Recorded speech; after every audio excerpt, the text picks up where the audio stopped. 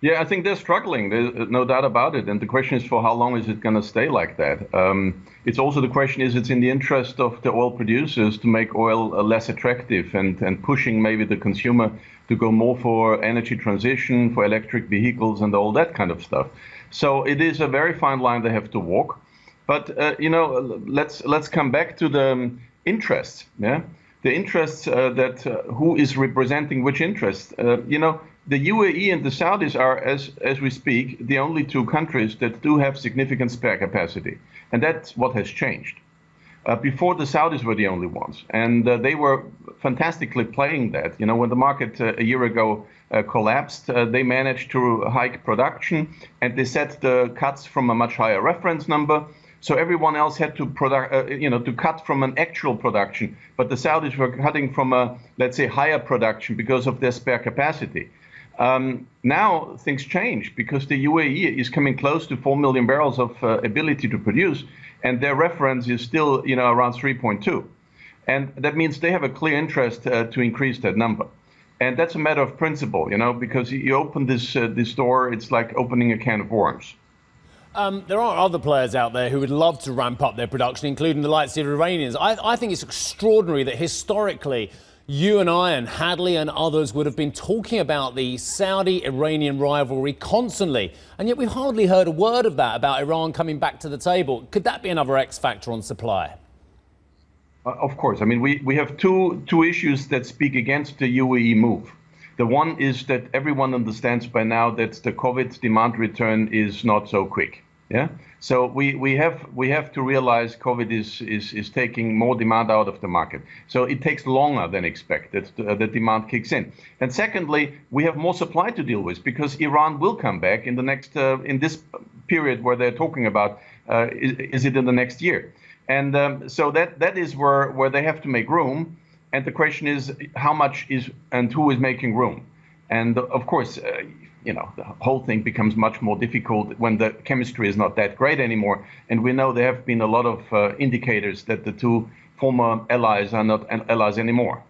OK, so let me get this interview right so far, Johannes. And you and I have had so many of these chats over the years. So we've heard from Hadley that the consumers in the US and the administration's concerned about it. We've already talked about Indian consumers and the rest of Asia really struggling on this one as well. You've talked about the tentative demand recovery perhaps not being as strong as we expected. Iran's coming back to the table with barrels. The UAE and the Saudis have got spare capacity as well.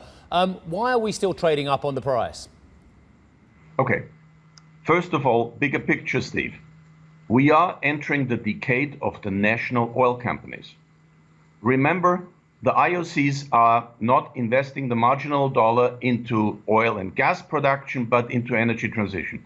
So it's really, if these guys play it smart, and I mean OPEC Plus, it's their decade. They can control, they can set literally the market the way they want. And you can see it right now. The market is not strong because of demand, it's strong because of how they manage supply. But that means everyone has to follow a certain strategy. And this is now where the delicacy comes in. And I think prices have an easy go, either higher or lower. We can see $40 easily. Yeah. At the same time, the market is very tight, and that's why prices are still holding up. Johannes, you said this is the decade of the NOCs. I might have a great conversation over a strudel in a hotel in Vienna with you about the fact that they already have had a couple of decades where the IOCs have been pulling back on the share of reserves that they owned compared with the NOCs. But we can have that argument again. What argument I really want to have now is this the last of their decades? Because you talk about this being their decade with the IOCs pulling back. We also talk about energy transition. We also talk about technological leaps in other forms of transportation technology as well. I hear you about it being the NOC's decade. I would not disagree with that in the slightest. But is it their last decade before things start going very badly? In which case, as Mr. Yamani said to us, we're not going to run out of stones and we're not going to run out of oil.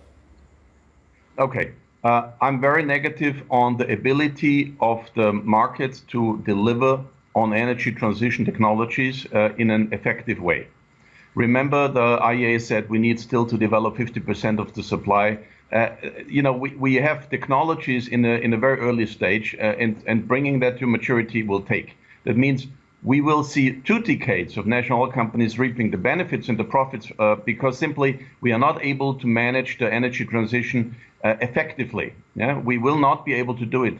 And, this is not a matter of will, it's a matter of investment security. And, nobody wants to put a lot of dollars into something that eventually nobody likes. And this is where you see right now the big trouble with natural gas. The European Union will have to make a statement on the 14th of July whether they still like natural gas. Because who would invest in natural gas if they say, well, that's a dirty energy and we don't like it?